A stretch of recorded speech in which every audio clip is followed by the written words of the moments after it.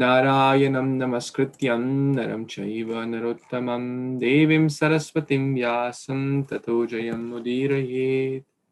Before reciting Śrīmad-Bhāgavatam, which is the very means of conquest, one should offer respectful obeisance unto the Supreme Personality of Godhead, Narayana, unto Narnarayan Rishi, the supermost human being, unto Mother Saraswati, the goddess of learning, and unto Srila Vyasadeva, the author of Śrīmad-Bhāgavatam. Nashtaprayeshu abhadreshu nityam bhagavata sevaya bhagavati uttama shloke bhaktir bhavati naishtiki.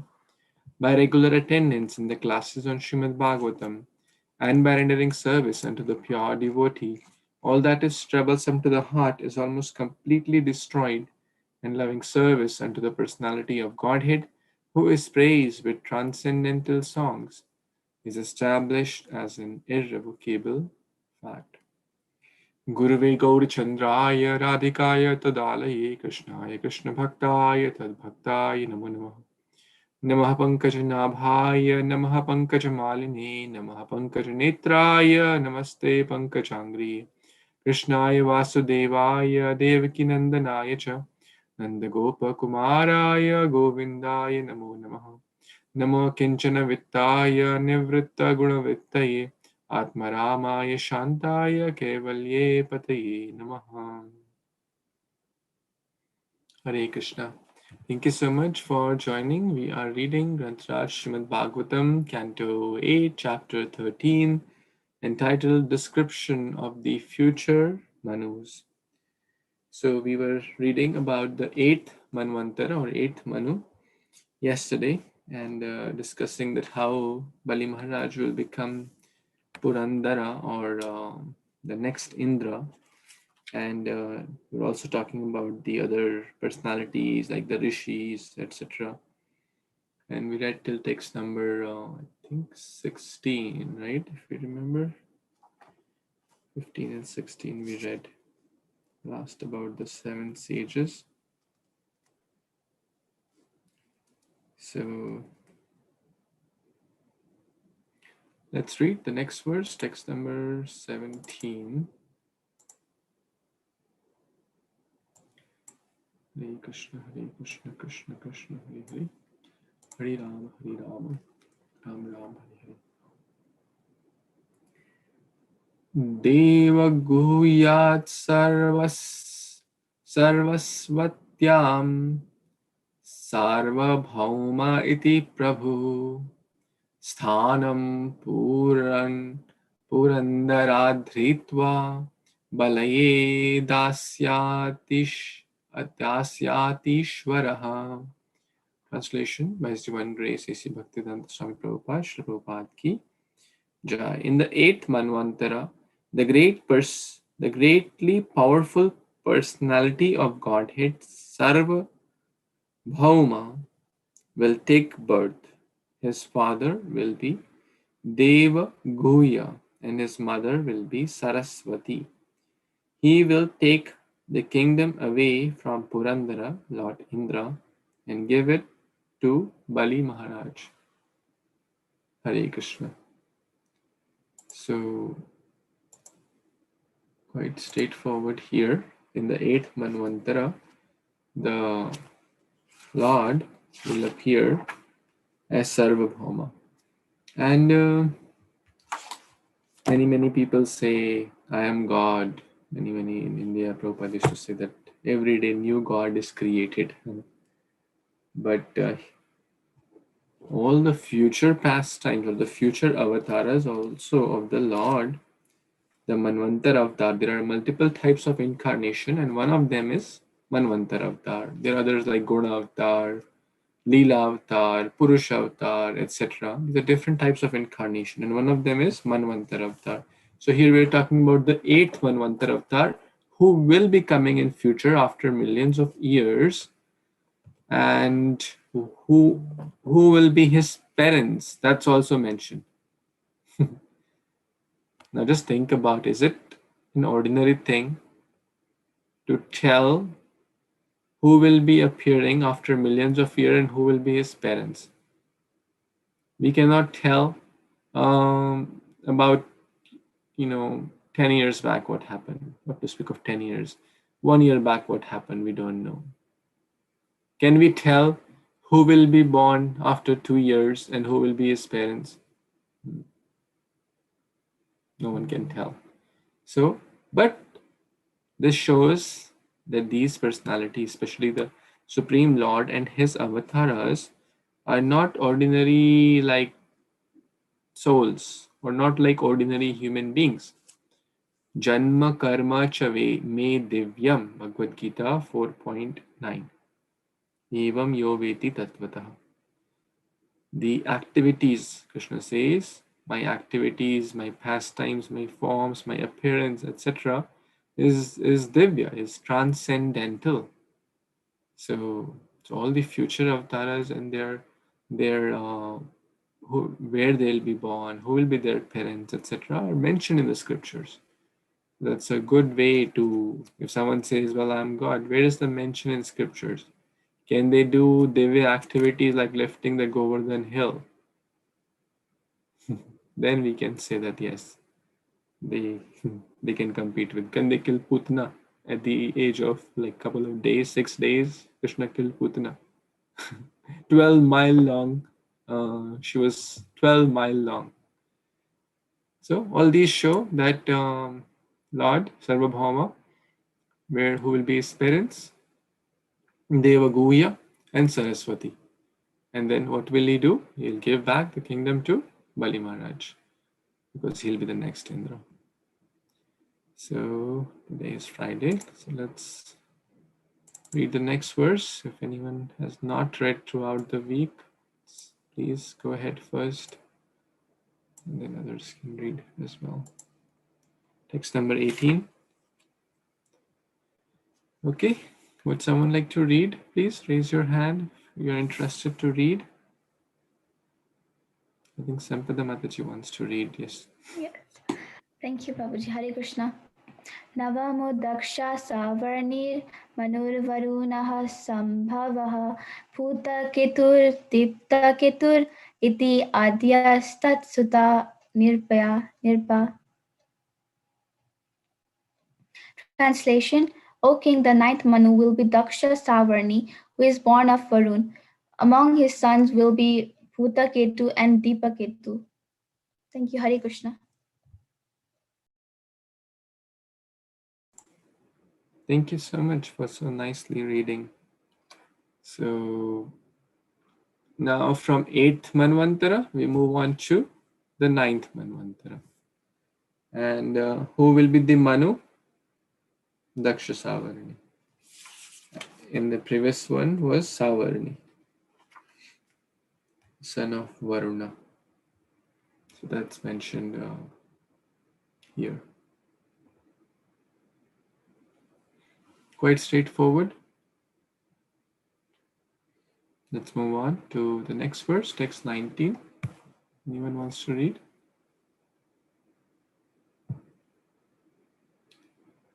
Text 19. Yes, Prabhuji, please go ahead. Hare Krishna devotees, Pranam, all goes to Srila Prabhupada, text 19. Paramorichi Garbhadaya Deva Indra Abdhuta Smrita Dyoti Mat Pramukha Statra Bhavishayanti Rishastata. Translation by His Divine Grace, A.C. Bhaktivinoda Swami Prabhupada, Srila Prabhupada Ki Jai.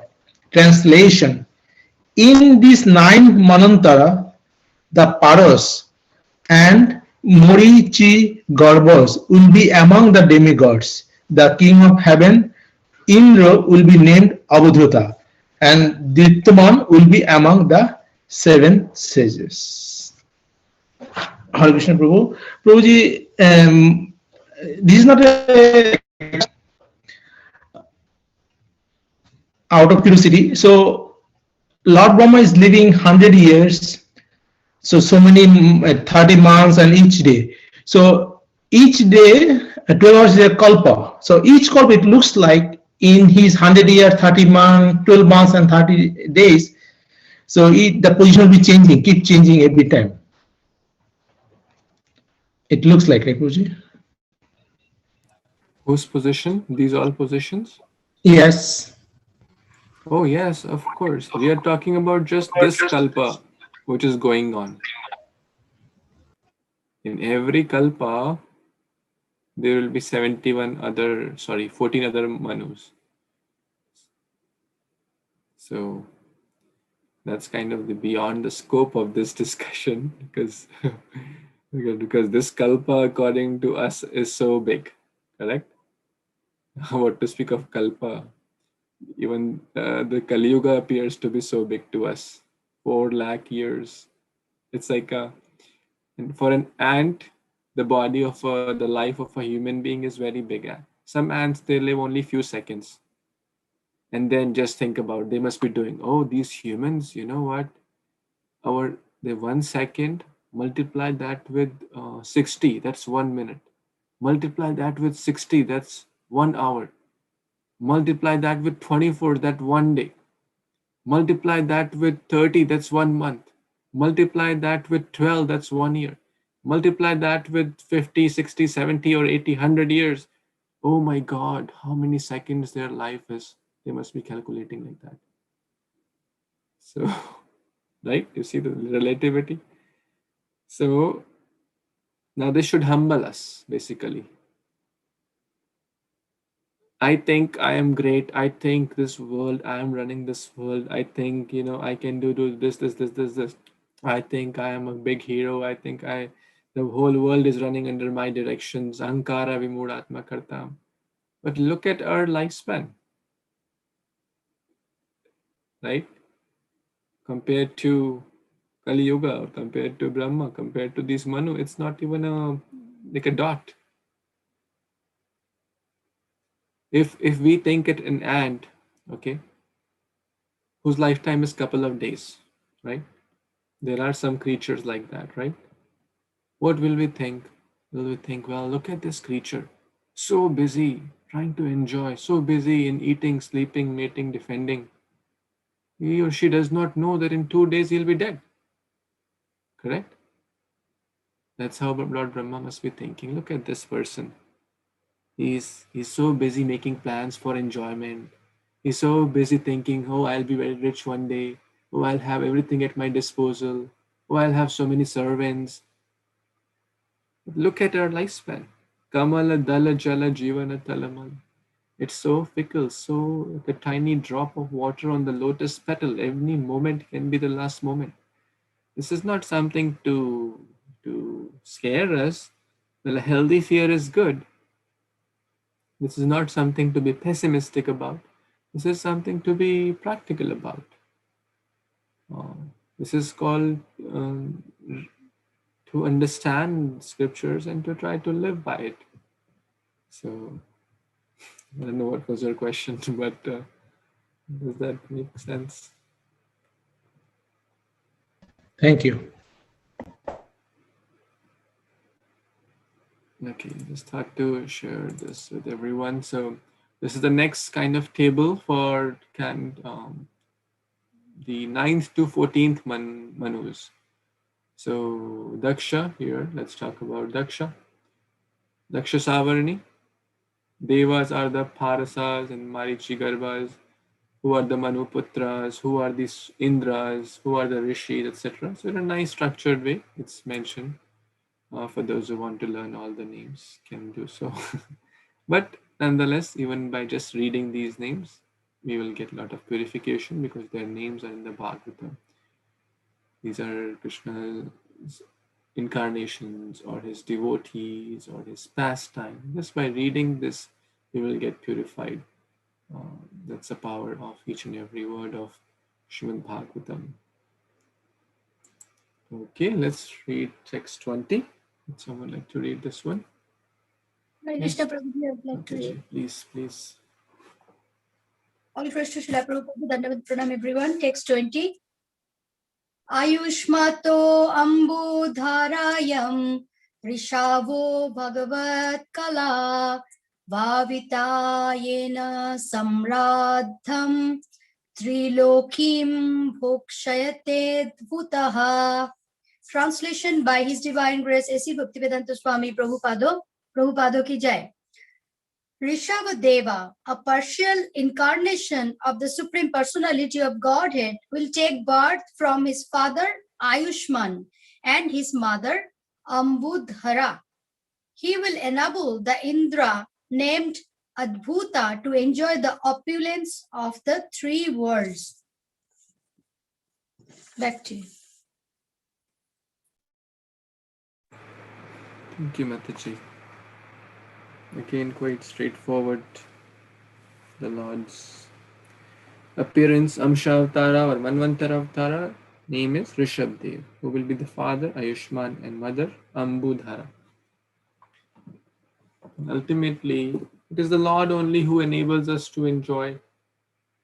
If Kṛṣṇa does not sanction, he cannot, a blade of grass cannot move, what to speak of Indra trying to enjoy.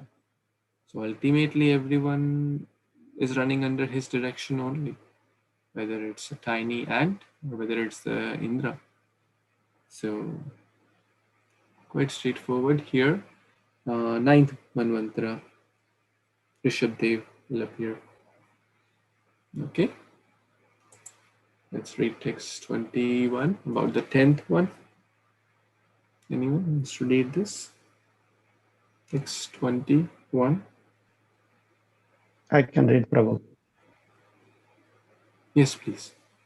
Hare Krishna, Dandavat Pranam, text 21. Dasham Brahma Sarvani Upasloaka Sutta Manu Tata Sutta Bhurisena Adya Havismata Pramukha Dvija. Translation: the son of Upasloaka, known as Brahma-savarni, will be the 10th Manu. Bhurisena will be among his sons, and the Brahmanas headed by Havisman will be the 7 sages. Thank you. Back to you, Prabhu. Thank you, Prabhuji. Thank you so much. So now we move on to the 10th one. Who will be the Manvantara or Manu? Brahma-savarni. Okay.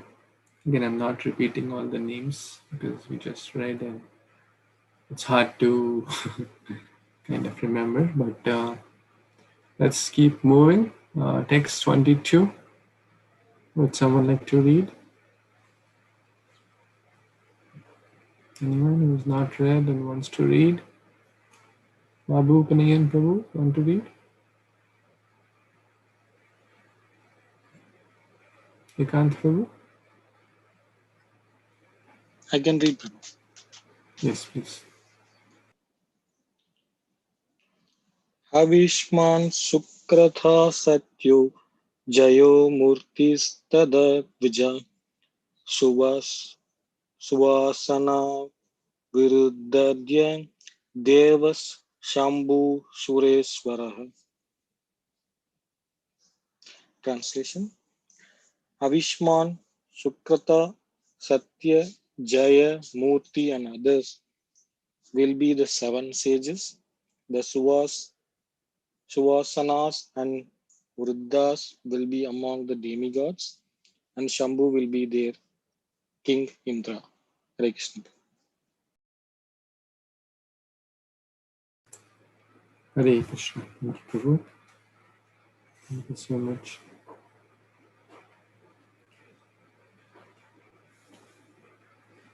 Any other comments before we move on? Okay, text 23. Would someone like to read this one?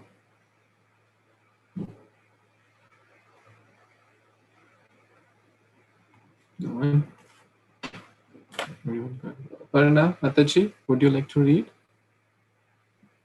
Yes, Prabhuji, I can read. Sure, please. Hare Krishna. Vishwakseno, text 23. Vishwakseno Visuchyatyam tu Shambho Sankyam Karishyati Jataha Swasena Bhagavana Gruhe Vishwasrujo Vibhuhu. Translation. In the sum, Vishwavarsata and plenary portion of the Supreme Personality of Godhead will appear from the orb of Visuchi as the incarnation known as Kṛṣṇa. He will make friends with Sambhu. Hare Krishna. Thank you, Mataji. So I think now this table gets completed. So who will be in the 10th? Brahma-savarni. So Shambhu will be the Indra. Vishwaksena is the name of the Supreme Lord. Vishwaksena Kathasuya na utpadi yadirati shrama yavai kevalam. Dharma sunishchita pumsam.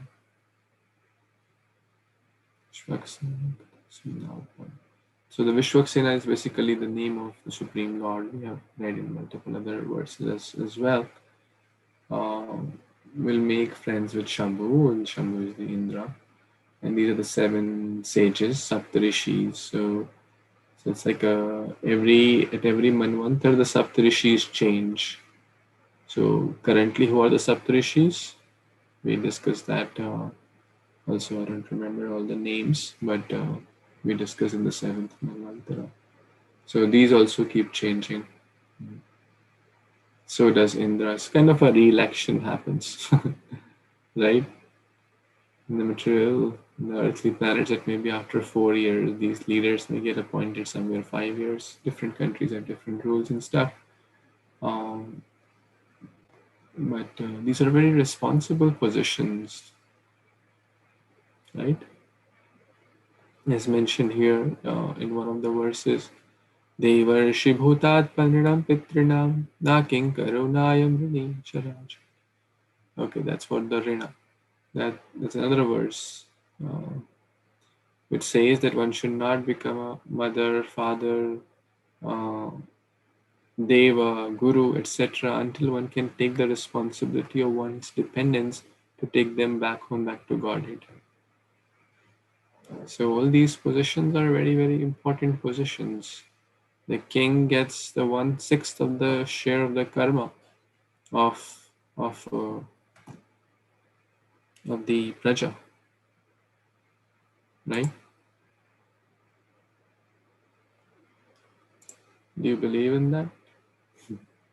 Should I tell you a story about Yamunacharya? Prabhu has to say something. No, Prabhuji, just I'm thinking if have to take 1/6 of every praja, then he will not have any good action. Nothing. He has to suffer all the time. Yes, therefore it's very, very critical, right?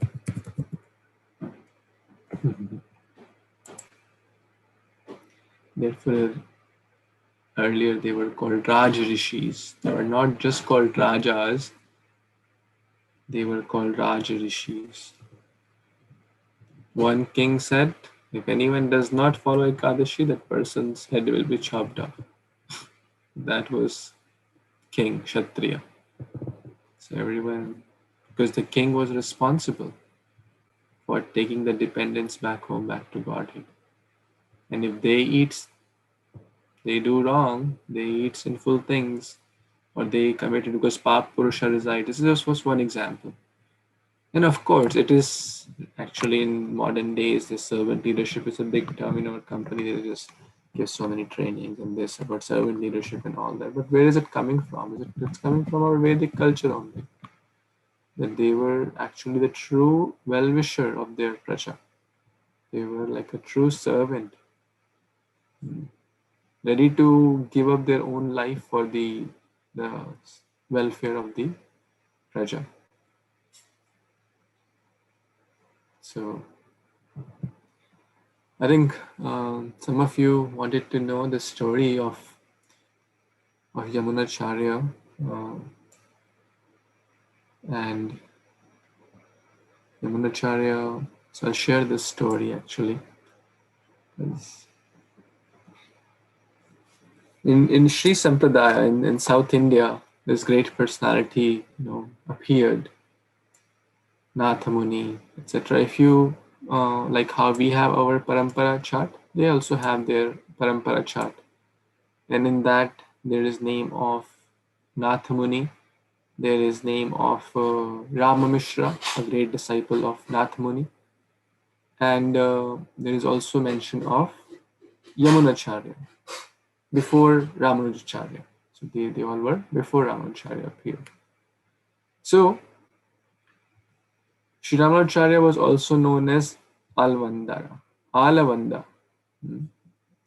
the conqueror. So his father's name was Ishwar Muni, okay, and he got married, and the grandfather was Nathamuni, a great scholar, a great devotee, a great amazing Vaishnava. So he was born in this Brahman family. I'm maybe skipping some details in the interest of time. So Ishwar Puri died, or Ishwar Puri, the father of the father of Yamuna, died young. And Nath Muni took sannyas, the grandfather. So Yamuna was raised by whom? The mother and the grandmother, because the grandfather took sannyas and the father died untimely. So at the age of 5, he was admitted to the school of Bhasyacharya. And at the 12, he became the most favorite student of Bhasyacharya. And very nicely, he was getting education, very, very learned, very, very scholarly. And we know that at that time, the famous sport was not cricket or rugby or football. It was debate, more than 1,000 years back. And even up till Lord Chaitanya's time, we know so many pastimes about debate, Keshav Kashmiri, Digvijay Pandit, and whatnot. The debate was very famous sport. So there was a proud Kolahala. There was a proud Kolahal who was doing this in the service in the Pandya king. And Kolahal would defeat everyone because he was very, very learned, but he was very, very proud. Knowledge is supposed to make one humble. Vidya dadati vinayam. We discuss in the story of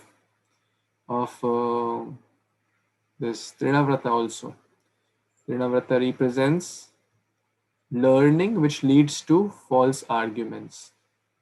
To prove I am more learned. Oh, I know more shlokas. Oh, I can argue better. Oh, I am very, very skeptical. So knowledge should make us humble, not make us proud.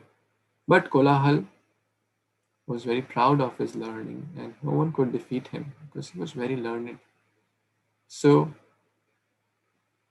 the policy was that whoever was defeated, the Gurukul had to pay that some penalties, kind of like commissions or vasuli, like kind of a mafia, you can say, because I'm the biggest. If you defeat me, if you don't agree to pay the tax, then you dare defeat me. If you not defeat me, then you have to accept defeat, and then you have to pay tax.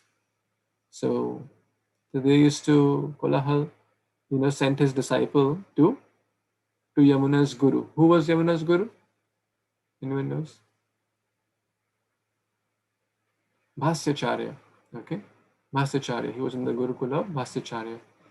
So large penalties were due because Bhasyacharya did not have much money. These were selfless teachers. They are not today's educational system where you have to pay $100,000 to get in, and then huge, like donations and bribe and all that. Today, education has become big business. It's a very, very big business, millions and trillions of dollars. But Bhasyacharya did not have, money to pay. And for 2 years, basically the taxes or the penalties were due. And these proud disciples of Kolahal also, Jaisa Guru, Vaisa Chela. Like Guru, like disciple. So Guru was proud, and so were the disciples. So they came and they said, do you know who we are? We are the Disciples of whom? Kolahala. So Yamuna asked politely, was that why are you getting so angry? I just asked you that who about yourself, and you are the disciples of Kolahal. Everyone, so they kind of started to boast about Kolahal, that everyone fears. You have to give taxes, otherwise we will kill your guru, and we'll kill you, and we'll kill all the people in this Gurukul. And Yamuna got angry hearing the blasphemy of his guru. And Yamuna said, well, it seems that your guru is a fool, and so are you. Because you say you are very, very learned, but you don't know the meaning of humility. What's the use of your knowledge? So your knowledge has no use, because it's leading to pride. So Yamuna said, I will defeat your guru. My guru is not interested in this mundane matters. He is only interested in pure Krishna Katha. He is not interested in defeating on all these wasting time in mundane matters. But I, 12-year-old Yamuna, is sufficient to defeat your guru who is so puffed up with false prestige. Kolahal's disciple had never heard such kind of thing, and that too from a person like a 12-year-old person. So they went back and told that Yamuna wants to debate Kolahal. And the Pandya king, because Kolahal used to serve under the king, the Pandya king was very happy because he had never seen anyone challenging Kolahal for a very, very long time. So Yamuna said, okay, I will debate if the king sends a new palanquin, brand new, gorgeously decorated palanquin with soldiers in proper procession, then only I will come to debate with Kolahal. The king agreed to do so and prepared a new proper palanquin with hundreds of soldiers, sent royal possessions and articles, etc. to receive Yamuna. And Bhasyacharya was very terrified because Yamuna was young, and to hear about this challenge. But Yamuna washed the feet of his guru, whom? Bhasyacharya. Bhasyacharya. Bhaswati Mataji will not forget that name. So Bhasyacharya was terrified, but Yamuna had faith in his guru. He washed his feet and took the blessings and left for the city of Madurai, where the Pandya king was located. So the big assembly was present, and all the Brahmanas, everyone was very, very excited to see this tournament, like Super Bowl, super debate competition. Like thousands of people, recently there was Super Bowl tournament or match, and thousands of people came to spectate that, to see what's going on, who will win. Similarly, that was the sport of that time. And especially when a match is between, like a 12-year-old and the world famous who no one had defeated in many, many years and decades, that becomes even more exciting. Correct? Like Kṛṣṇa having a wrestling match with the Chanur and Mushtika, like how they were, all the Vrajvasis were, Mathuravasis were spectating that. So there was a big assembly. Imagine just you are also in that match, in that super debate competition between these personalities. And everyone was like very excited, everyone. So Alabanda. Will this person defeat the greats called Alabanda? That's another meaning. Will this person defeat the great scholar Kolahal? So king was on the side of Kolahal, but the queen was on the side of Yamuna. King said, well, Kolahal, he's like undefeatable, world champion. And this Yamuna is just little boy. How can a world champion be defeated by a little boy? It's like thinking like, can a little boy, can a 5-year-old boy defeat a world wrestler in wrestling match? Just think about it. If I say that's true, then you will laugh at me, and you will laugh at that rationale as well. Something like that was going on. It's like something on the battlefield of Kurukshetra, Arjuna and party, or Yudhishthira and party, Pandavas, were like the figs, tiny figs. Figs means anjeer. And these big Bhishma, Karna, Drona, etc., and that 11 Akshani Sena, they were like big whales which could devour even, big, like Timingala, which could devour even whales. So what's the comparison in the fig and the whales? No comparison.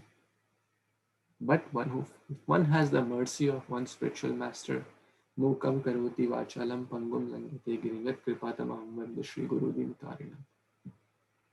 So the queen was on the side of Yamuna, said, no, I'm quite confident that Yamuna will be able to win. So queen said, if Yamuna loses, I will become the dasi of your dasi. So they had a bet. I'll become the servant of your servant. And what did king say?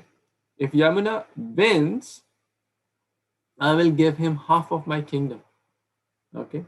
So if Yamuna wins, he'll get half of king's kingdom, Pandya's kingdom. And if Yamuna loses, then because queen is on the side of Yamuna, he'll become dasi of the dasi of the king. Okay, the match started and Kolahal asked various questions in Sanskrit, in grammar and this and that. And Yamuna like tick, tick, tick, tick, like a piece of cake. And easily replied. And Yamuna asked, well, why do you are asking such simple questions? Can you ask, please, difficult question?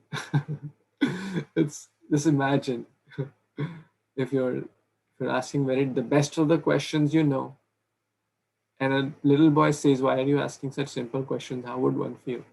So Kolahal asked more difficult questions, but Yamuna again, in very, very easily, he replied.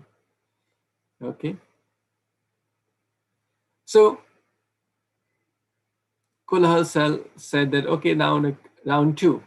Now, round one Yamuna was on the heavy side because he could easily answer all the questions which Kolahal had asked. Now round two, Yamuna will ask questions and Kolahal will have to reply. Okay. So Yamuna said that you will have to defeat my three propositions. Okay.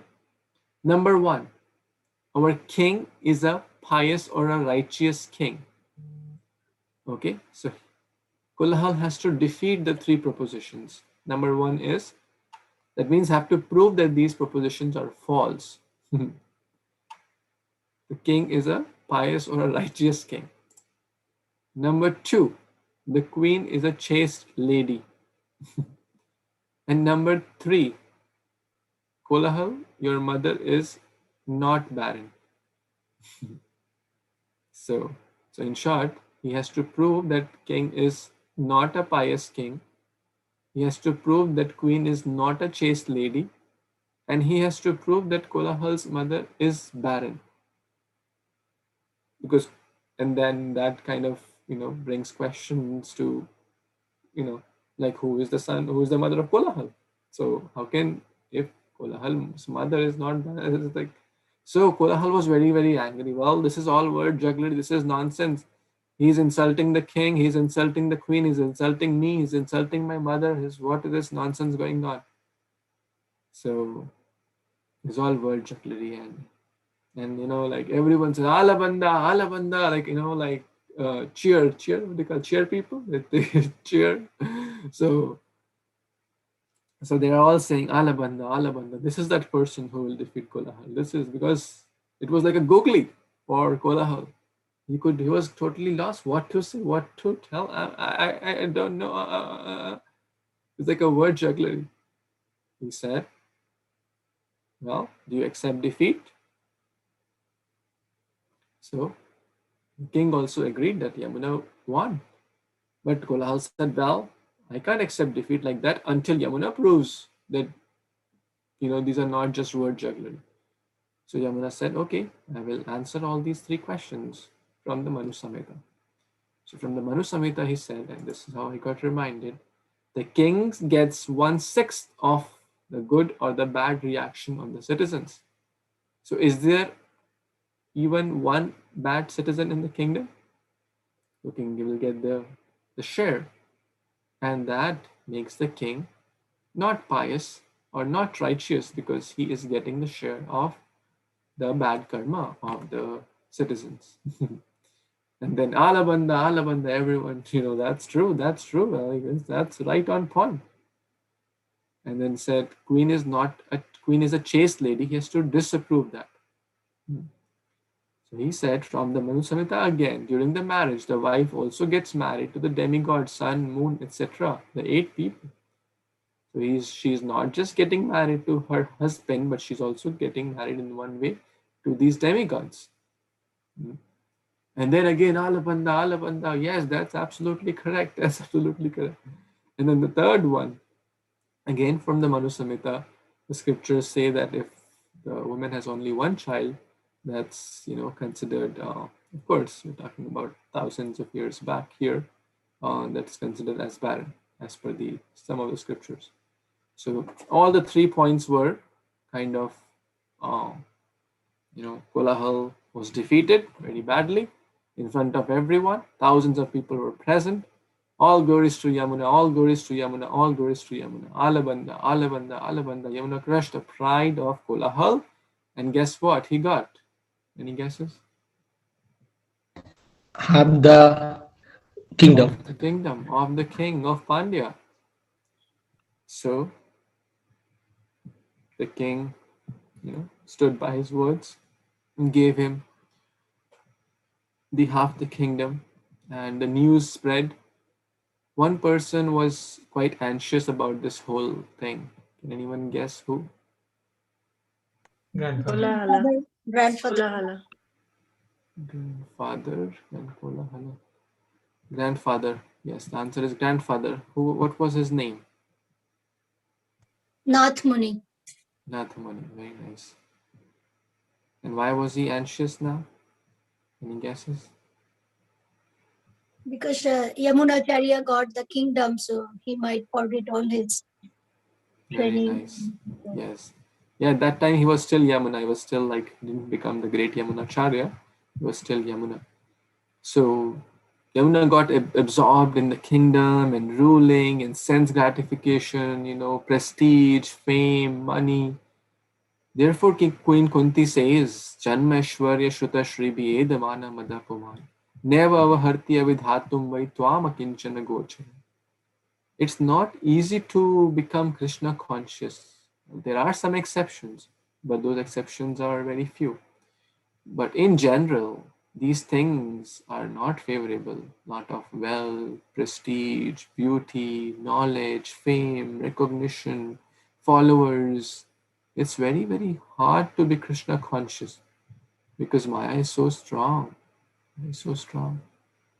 So Yamuna also got in these things.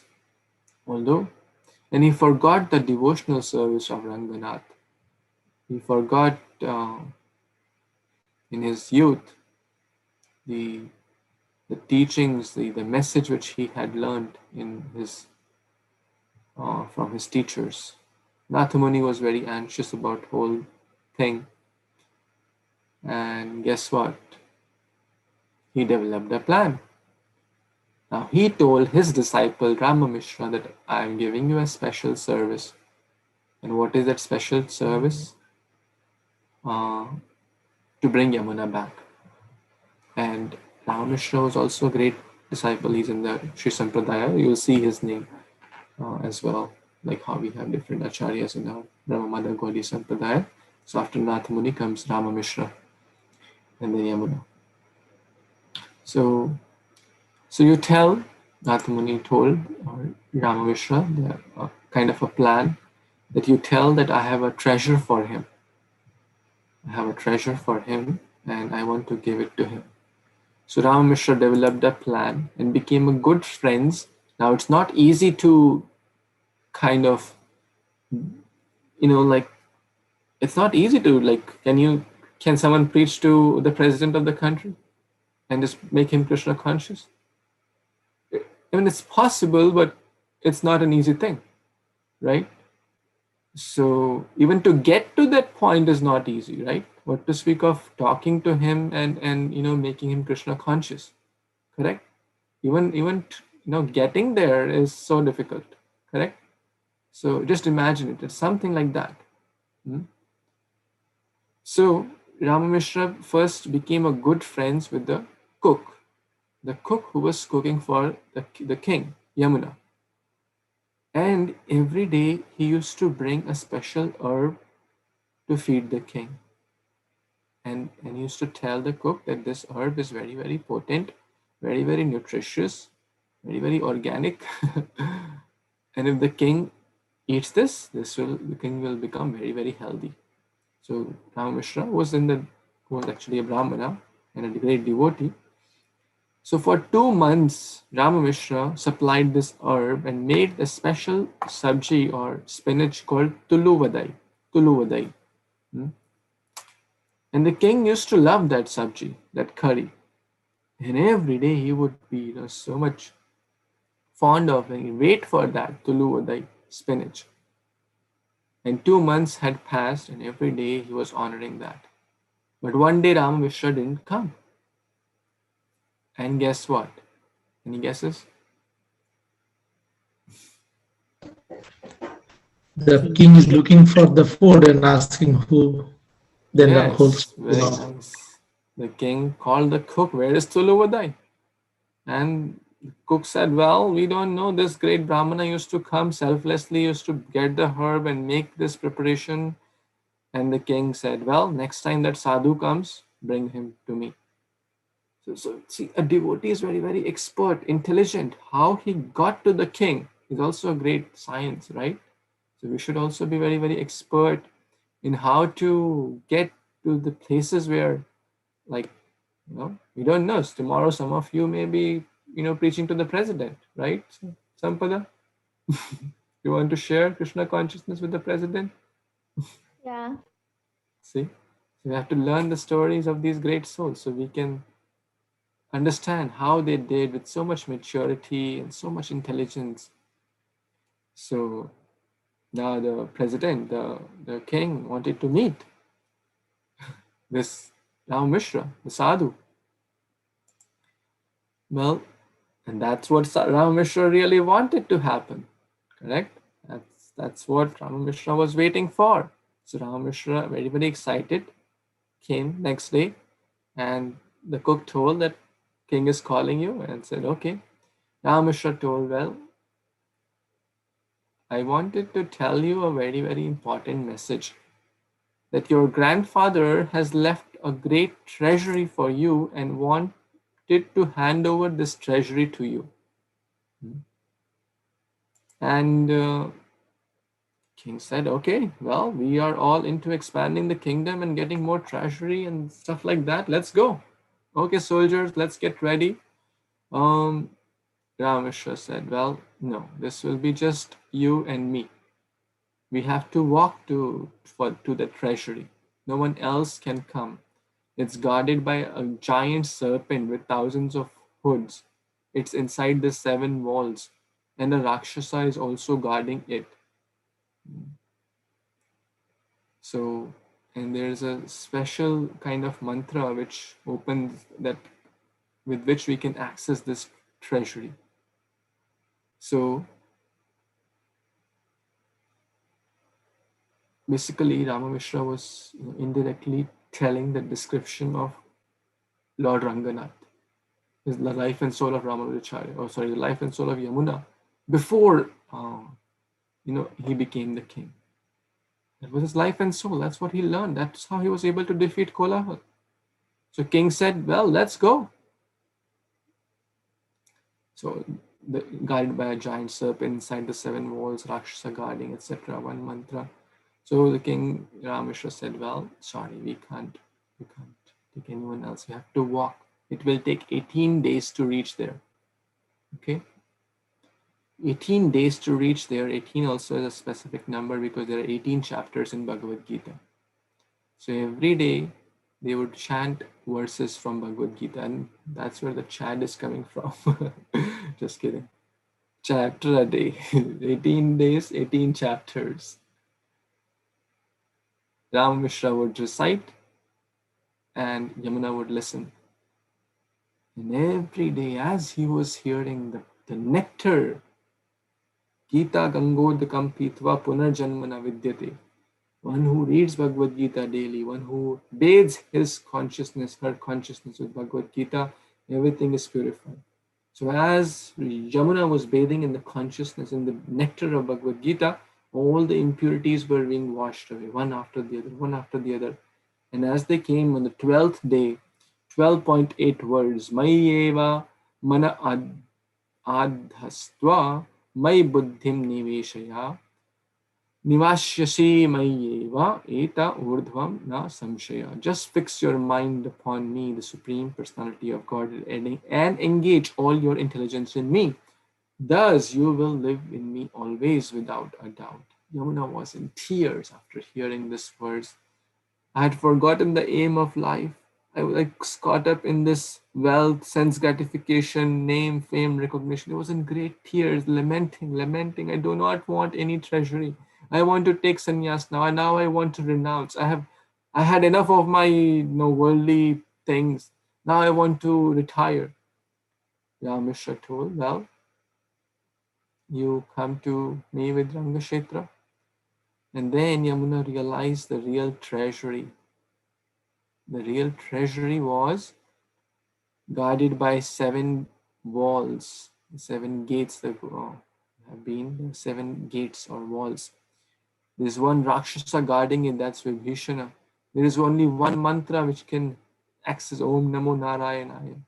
There's a giant serpent, Anantashesha, with thousands of his hoods, where the Lord is lying down. So basically, the real treasury is which Rama Mishra wanted Yamuna to understand, because his guru Nath Muni had told to give Yamuna the real treasure was the treasure of Kṛṣṇa, Krishna's lotus feet. That is the real sampati. That is the real sampada. Right? There's a nice bhajan also. Say mora sampada, say mora. There's a wonderful bhajan like that. That Krishna's life, Krishna's lotus feet are my real wealth, are my real sampada, my real treasury. Sampada means treasury actually, or wealth. What is the real sampati? Not the dollars or rupees, but the Krishna's lotus feet, Lord Ranganath lotus feet. Then Yamunacharya took sannyas, and he was, because in bhakti there is no loss. For some time in the interim, there was a little kind of deviation, but Yamunacharya, then later he became the great Yamunacharya, wrote multiple books, multiple stotra, traveled length and breadth of the India and established Vaishnavism, became a pure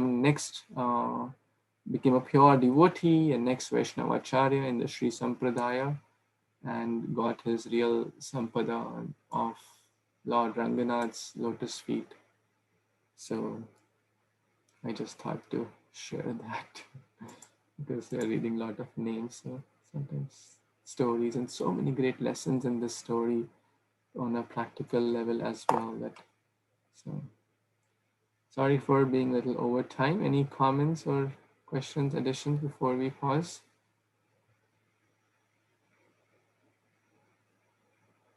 So I hope you like the story of Yamuna. So just a reminder here, on tomorrow is Adhikadar Prabhu's class in Bhakti Center, so we will telecast that here like last week. As you know, weekends we try to have special classes, and on Sunday it's important to note the class will be at 7:30 a.m. by His Grace Prashant Mukund Prabhu from 7:30 a.m. Eastern Time.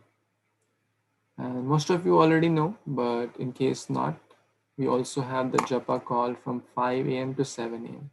So you are more than welcome to join all the time, or 30 minutes, 40 minutes, 15 minutes, whatever time fits, any time between 5 to 7 a.m. So basically 5 to 6:50, and the last 10 minutes we read a few verses and a bhajan every day. That's every day, Monday to Sunday or Sunday to Monday.